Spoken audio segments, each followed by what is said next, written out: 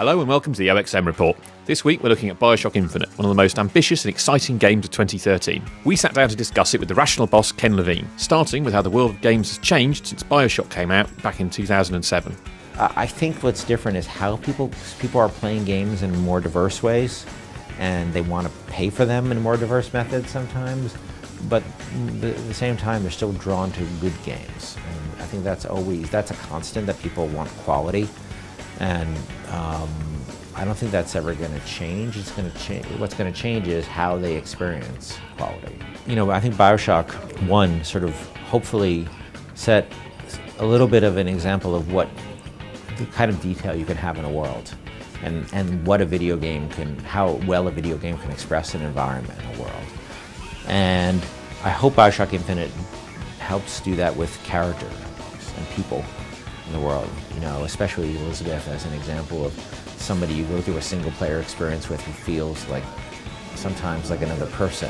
And that's a really tough thing to do, because, you know, she's an AI, and the bar for a companion AI is, at this stage, there's not a lot of great examples. You have Half-Life and not a lot of others of examples of that, but she's quite a diverse character, and quite we really view her as your partner through this experience, both, you know, literally in terms of how you fight combats and how you get through the world, but also emotionally about how you help each other through this experience. I mean, we probably, in terms of narrative, storytelling, our goal has always been to give the player a very, very rich and detailed story, but also give them as much freedom at the same time as possible. That's why we don't do cutscenes.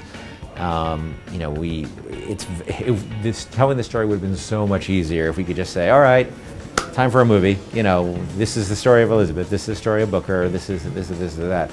But we really tried to let the player catch things on their own, or not catch things. And, you know, we certainly stacked the deck in terms of like how we light scenes, and we know where the player's probably going to be looking at a moment. Sometimes, you know, we'll cheat and nudge the camera a little bit, or, you know, there's a lot of tricks we use to get the player's attention.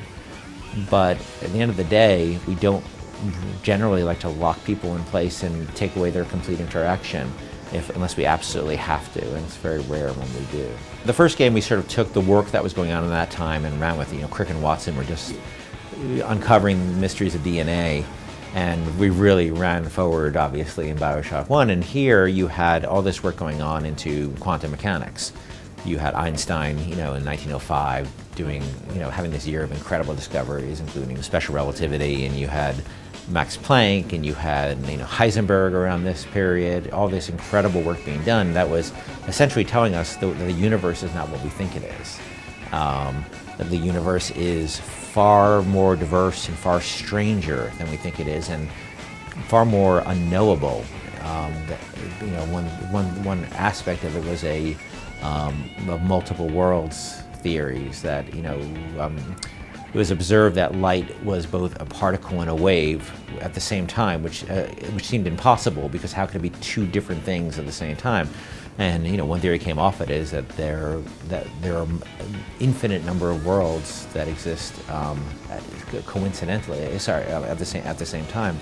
And Elizabeth has the ability to open holes and open portals to these other worlds, where similar to our world, or very different from our world, where things may have gone quite differently than in our world. She can bring things in from that world, so altering our world with something that was in another version of it.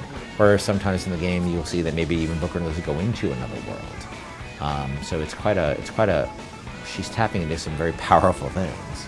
For more on Bioshock Infinite, check out issue 95 of OXM, which is on sale 18th of January.